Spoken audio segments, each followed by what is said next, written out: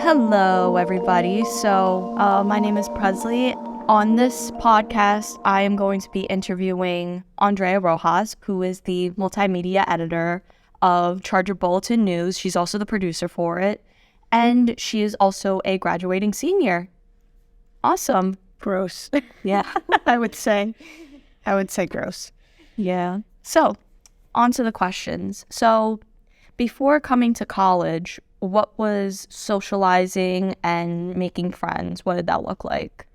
I think it was probably pretty similar to a lot of high school experiences where, pre-pandemic norms where everything was just high school and things were very simple, and of course there were cliques and whatnot. So I grew up playing sports, so I made friends through a lot of the athletics that I did. So I played soccer, I played basketball, kind of dipped my toe into whatever I could, starting with apparently a trend of try to be a jack of all trades. So lots of sports, lots of extracurriculars. That was the main vehicle for me, meeting a lot of new people, making new friends, that kind of thing. So there was rarely any time when you were alone? I mean, to an extent. My parents always worked, so my brother and I were always somewhere. So we were either in a program with other kids, like before or after school, or we would be with friends, or we would be in classes, or we would be playing sports. So it was a lot of moving around, moving parts, doing a lot of things. So aside from me taking my time at home to just be in my own space, it was a lot of being around other people. You just mentioned that you didn't really have a lot of alone time. So that was before college. Did any of that change when coming into college?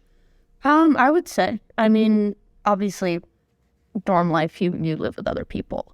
It happened to work out my freshman year that I only had one direct roommate. So I was in a suite, and the other room had 3 people, and our room happened to have 2. So I was kind of able to balance out a little bit while still sharing space. Obviously, we weren't together all the time. We have classes and whatnot. So there was time to take a minute to breathe, to not be around 1,000 other people, and to kind of, choose when I wanted to be out and about around other people rather than having the same kind of strict schedule of like 8 hours straight, which I think is one of the coolest things about college, is that you have a very different schedule than you're used to, that you can break up throughout the day. You can do different things in the middle of the day if you don't have classes, or if you have classes in the middle of the day, then you build out your schedule around that, which was a very welcome change, because I was able to build in that time of, all right, I need a few minutes to myself. And by heart, are you an introvert or an extrovert? I'm very introverted. Which was interesting to manage growing up because I didn't have all that time to myself. It was a lot of being around other people. So being an introvert, I think I was a little bit of a jerk to my parents when I was home, because all I wanted to do was be alone for a few minutes and decompress.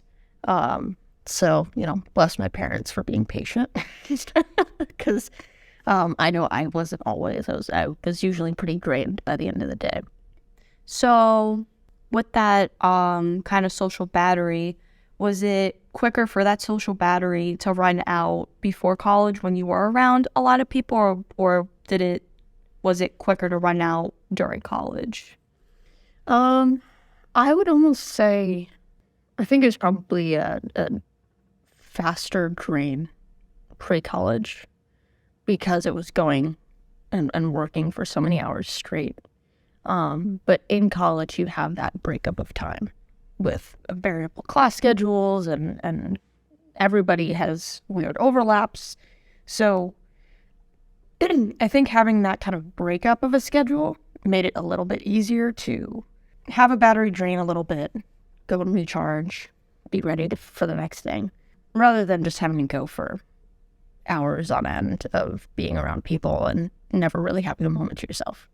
Yeah, because I also know that, like, right now you're a pretty busy person. You're a multimedia editor. You work for Charger Athletics, so you're always doing something. Yeah. So how do you feel now with all of that?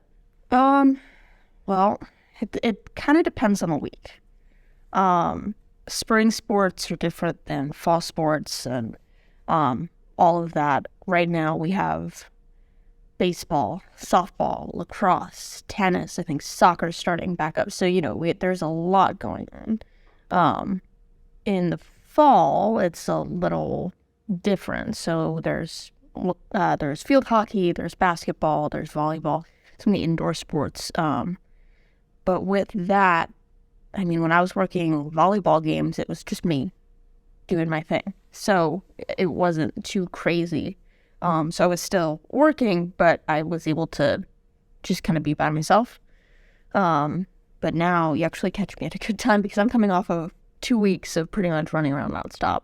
So coming from that aspect of it just happened to be very busy at this point in the semester. There happens to be a lot of home games. There happens to be a lot of work to be done, a lot of things to tie up. So trying to balance all of that is a challenge for sure. If there's no denying that. But I mean, everything comes with balance. So I think it's about taking moments to force yourself to relax a little bit, to take a moment to breathe, and not just power through all the time. Because as much as classes are important, and as much as doing all of this work is important, it's not life or death. So if you have to miss a class one morning because you're really tired, sometimes that happens.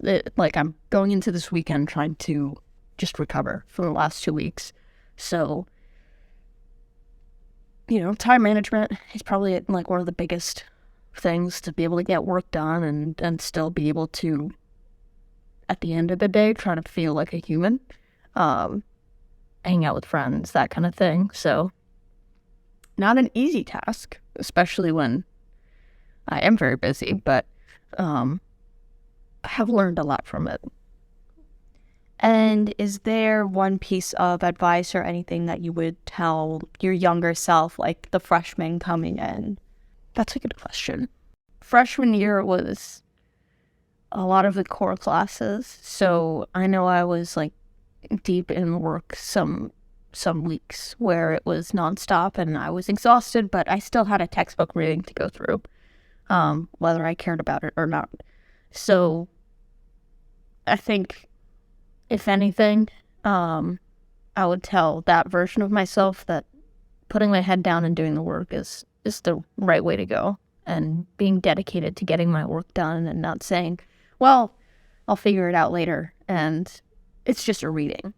Because at the end of the day, it is pretty important to get your work done, and if I'm making a commitment, I would like to, stick with that. So, make that commitment, stick with what you need to do. But don't kill yourself over it. It is important work, but at the same time, you have to take care of yourself. And I think that version of myself probably could have been a little easier on herself.